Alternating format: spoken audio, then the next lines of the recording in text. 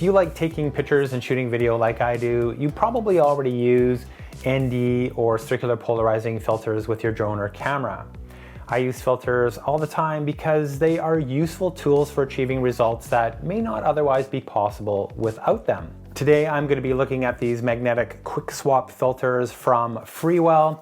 And Freewell was kind enough to send me these filters for free, but this is not a paid endorsement. As always, you'll get my honest opinion and evaluation. So what I have here specifically is an ND32 and a circular polarizing or CPL filter. Both of these filters are part of Freewell's magnetic quick swap system. Now, if you're not familiar with what an ND or circular polarizing filter does, I did a video on Freewell drone filters, which are pretty much the same thing, and link is up here and in the description if you want to check it out and learn more. Anyhow, let's see what's inside the box.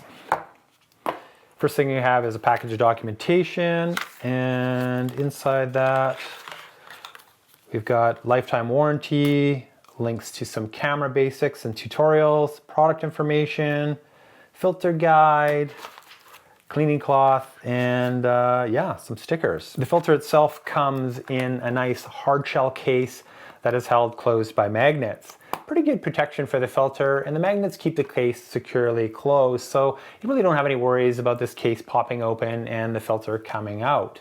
And finally, on the bottom, there's this metal lens cap.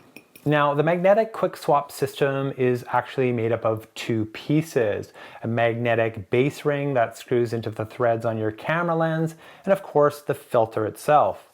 The magnetic base ring has a red band on it, which I think not only looks good, but at a glance you can actually see that it's installed on your lens, and it's also useful for distinguishing the boundary between the ring and the filter. These filters are actually really easy to install. Just take the magnetic base ring and the attached filter as one piece and screw it on your lens like you would any other filter. Now, one thing I will caution you on is do not over tighten the filter because it will be super hard to remove. Once you start feeling resistance, that's likely good enough. You don't have to crank it down. Something really cool about this system is the magnetic base ring actually has threads on the inside too. So if you have some screw-in type filters already, you can leave the base ring installed and still use your old filters, which is actually pretty handy. Now, when buying these filters, you need to make sure that you purchase the appropriate size filter for your lens. Typically, like my Canon lens here, the filter size is marked on the front or side of the lens. My filter size is 82 millimeters and it's clearly marked right on the front. Now, if you happen to have multiple lenses with different filter sizes like I do, no problem. Freewell's got you covered with step-up rings that allow you to convert from one filter size to another. So instead of having to rebuy the expensive filters, you can buy the much cheaper step-up ring and use your existing filters between different size lenses. Now, there are a few things that make the system really great in my opinion. The first is swapping or removing filters. It's like really fast. No longer do you have to unscrew one filter and screw in another one. You can just pop the filter off quickly for a change or to swap a filter between lenses. It seriously does not get any easier than that. Another nice benefit is that you can actually stack filters. So if you have an ND filter installed and you want to add a CPL filter to cut down on reflections, no problem. You can just stack it on the end.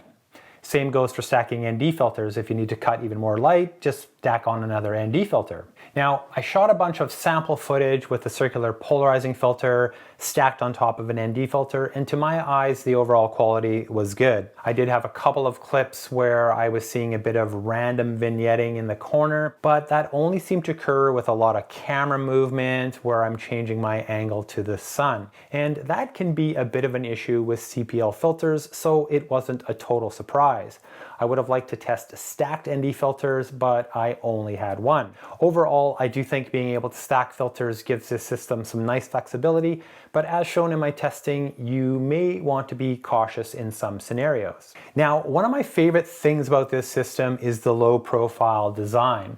So if I have two stacked filters and I add the metal lens cap, it's actually about the same size as my variable ND filter or just my Canon lens cap all by itself. That's pretty nice. And because these filters are so compact, I can actually use my lens hood with the filters installed, and that's something I cannot do with my variable ND filter. Now, in my testing, these filters stay in place really well. I used them for over 2 weeks and I didn't have a single instance of a filter or lens cap popping off unexpectedly. I took them on several hikes and even took a few spills while holding the camera, and the filters stayed attached. One minor complaint though is that it can be a little tricky to get the lens cap off quickly. You kind of have to hold the filter or filters in place with one hand and use the other hand to remove the cap.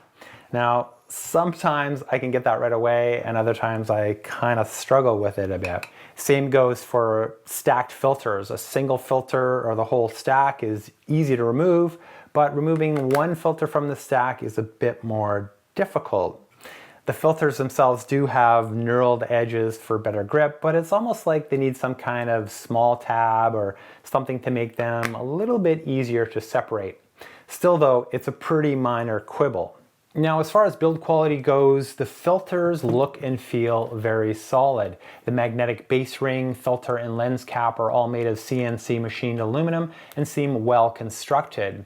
Freewell also uses premium optical glass that is multi-coated to be waterproof, dustproof, and scratch resistant, so these filters should stand up well to regular use. I didn't have any quality issues with them at all during my testing. So I guess the last question is, how well do they perform? I did some testing indoors in a controlled environment as well as some outdoor testing. Specifically, I was looking for color bias and vignetting issues, but I also wanted to test the optical quality.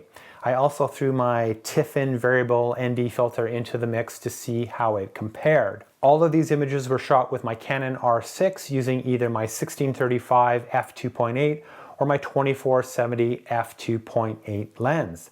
All of the images you will see are raw and completely unprocessed. The first series of shots were done to test for color bias. I set a custom white balance using my color checker card, and that white balance was used for all subsequent shots. Aperture and ISO stayed consistent, and I only varied the shutter speed for correct exposure.